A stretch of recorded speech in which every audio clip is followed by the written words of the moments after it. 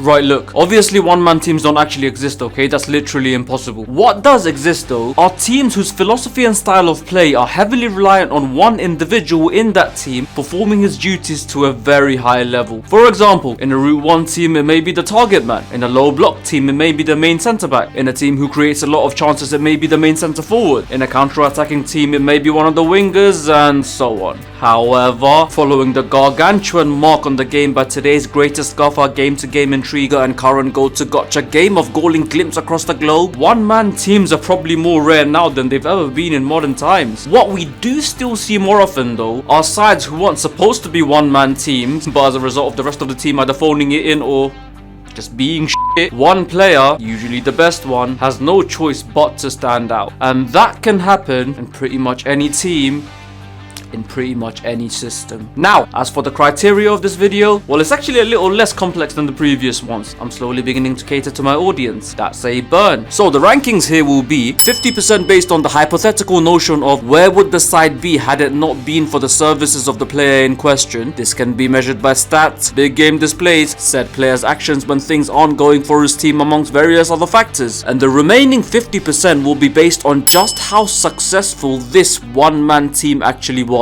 And while that is primarily measured by which and how many trophies the side won, their overall quality as a team relative to the level of opposition will also be taken into consideration. Do you understand? Of course you don't. 7 greatest one-man team seasons. Since, for as you assume the side is sole section, also we're solely selecting single seasons and or summer tournaments, let's roll on. Number 7, Arsenal, 2005-2006. They were one of the best team in Europe for years. They were at times labelled as serial European underachievers for years, as they didn't even make it past the quarterfinals for years. But then, once all the realistic hope was pretty much sapped out as the big hitters were either out of their prime or out of the club altogether in their final season at Highbury, they somehow find themselves within 14 minutes of winning the whole thing. And they owe most of that to this man, the Gunner Galactico. He's had better seasons, he's had more prolific seasons, but when it comes to dragging his side through the big games, be it a hat-trick to secure top 4 in the final ever game in his beloved back garden, be it the amazing solo goal against Real Madrid in the second round, or be it putting the nail in Juve's coffin in the quarter-final, he took the responsibilities on his shoulders, and in turn took this young and unproven team, who were perennial underdogs throughout that campaign, on one hell of a journey. Number 6, the German national team 2002 World Cup. So on the surface, this is a rather strange claim. I'm calling a goalkeeper the one man of a one-man team of a team who not only scored the second most goals in that World Cup, but also fielded the second highest top scorer of that World Cup. But this is where context is key, kids. Number 1, Germany scored over half of their goals in one game against Saudi Arabia, and mind you, this was Saudi Arabia before the recent footballing boom where the league became better than the French league. Yeah, no. And number 2, these guys conceded 0 goals from open play right up until the final in a World Cup.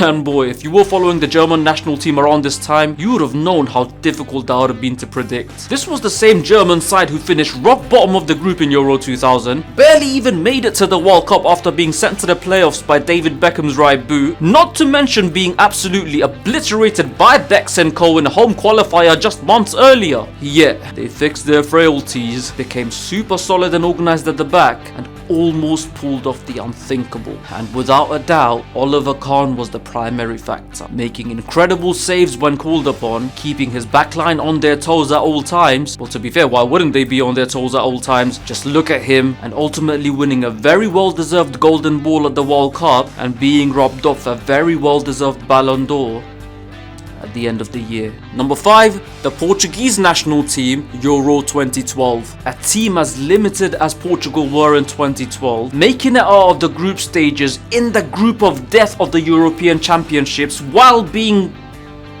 the weakest team of the group. I mean, that's very likely. And then going all the way to the semi-final and only losing via a penalty shootout to yes, arguably the greatest international side ever. And doing all that while putting all the offensive hopes on the back of one individual. It wasn't just the goals, it wasn't just the tricks, it was more than that. But having said that, finishing as the joint top scorer in a tournament where he was in the weaker team on paper in, again, maybe every game. Sorry, but I don't think that gets spoken about enough. But I tell you who does speak enough, if not way too much though. Idiots. And for the idiots looking to nitpick and downplay the points I made in this entry, well, check this out. They managed to hold one of the greatest international sides in history to a 2-hour stalemate. And yeah, I can tell some of you lot are thinking, what's that got to do with Ronaldo? He's not even a defender. Do you even football, bro? Cut your hair, fam. You ain't sick. Shut up. Because this is the thing, my friends. This Portugal side knew that all they had to do is put every ounce of their energy into trying to keep a clean sheet and leave it to one man to drag them through. And that sort of impact on an entire team's philosophy is something you can't measure with statistics. And that sort of impact on an entire team's DNA is something that's not usually considered when doing ranking videos like this. And that sort of impact on a nation's hopes is what took this team, who, let's face it, were no better than an Ireland or Ukraine, to finish third place in what is possibly pound for pound the most difficult competition in international football by a width of a crossbar. And how did they do it? You know how.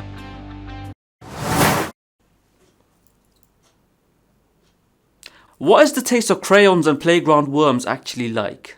Number 4, AC Milan 2006-2007. I'm not gonna lie, I'm actually a little baffled on how this season from this team keeps sneaking into so many of my videos. So yeah, watch any of these from the timestamps given. And here, I'll keep it short. So AC Milan in 2007 on paper fielded a world-beating team with world beaters in almost every position. Unfortunately for them though, football is played on grass. And on grass, most of these world beating legs were very tired by 2007, leading them to scrape a top 4 finish in the league, where they indeed looked very much tired for the majority of the campaign. And to be fair, that goes for Kaká himself. However, whenever they played in Europe that season, something just seemed to click inside this man. And well, he just seemed to find another level. And find another level no matter the level of opposition. Whether it was a United beating Celtic side, Madrid beating Bayern side, even the side that beat his own side 2 years earlier, or even the best team in Europe at the time. As I said before,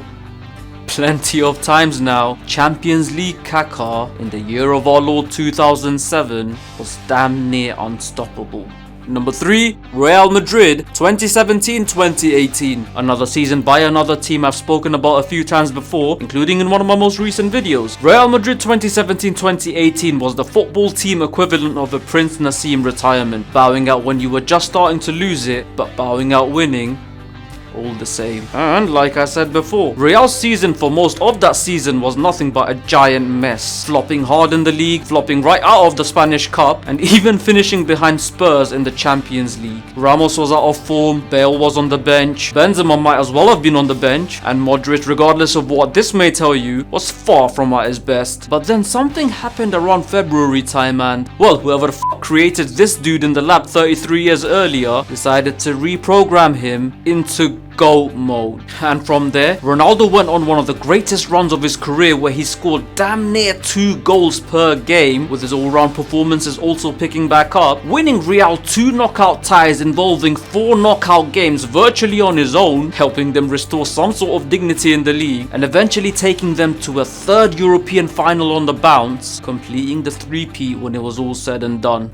The guy genuinely grabbed the season that was shaping up to be one of Real's worst in recent memory and basically launched it right up and into the history books. So I guess the question some of you may have now or even later is that why, despite scoring so high on both the criterias, has this season not made the top 2? Well, he fucked off in the final, and then fucked off altogether. So I guess take it as a spot decrease for each fucking off he did. I'm sure that's maths even you can do. Ooh, another burn! Number 2, Chelsea 2011-2012. A defensively jammy team who seemed to do better against the bigger sides throughout the season, led by a purple patch player who seemed to do better against the bigger sides throughout his career. In hindsight, that seems like a perfect marriage. Yet at the time, Chelsea winning the European Cup over Pep's Barca, Mourinho's Madrid, and Jupp Heynckes' Bayern just seemed unthinkable. And brother, that's probably an understatement. And no, by the way, I didn't misspeak. Lamps can wear as many armbands as he wants, want, and John Terry can wear as many shin pads as he wants. We all know that it was Didier Drogba who was the real leader of the team, bagging the opener in that comeback against Napoli, the winner in the upset over Barca, the game saver in the final against Bayern, and to top it all off, the most important penalty kick in the history of Chelsea Football Club. What a legend. Also, he scored the decider in the FA Cup final. Of course he did. And number 1, Liverpool 2004-2005. He won the European Cup with Jamie Carragher in the starting lineup. That should be all that needs to be said. But in case it isn't, he was such a one-man team that he actually scored against Liverpool when they lost the final that season. That really should be all that needs to be said. But in case it isn't, he took a team that finished outside the top 4 of the Premier League, 37 points off the top, a team that barely even made it out of the Champions League group phase if it wasn't for his wonder strike in the final few minutes of the final game, and dragged them kicking and screaming through the storm, kicking and screaming past possibly the 3 best teams in Europe at the time in Chelsea, Juventus and Milan, and ultimately dragged them right into the promised land. Kicking, screaming, and I'm assuming spitting. That's just what he does. That's just what Steven Gerrard does. The man who always rose to the occasion in the vital moment. The man whose footprints can probably be detected in every single blade of grass in every game he played that season. The man who spearheaded the miracle of Istanbul. The man they call Mr. Liverpool. And that is that. Agree or disagree? Beats indifference. So what do you think of this list? Are there any other examples of, quote, one-man teams that I've missed out? Let me know in the comments below. And as usual, don't forget to like, share and subscribe. Till next time, you keep rolling.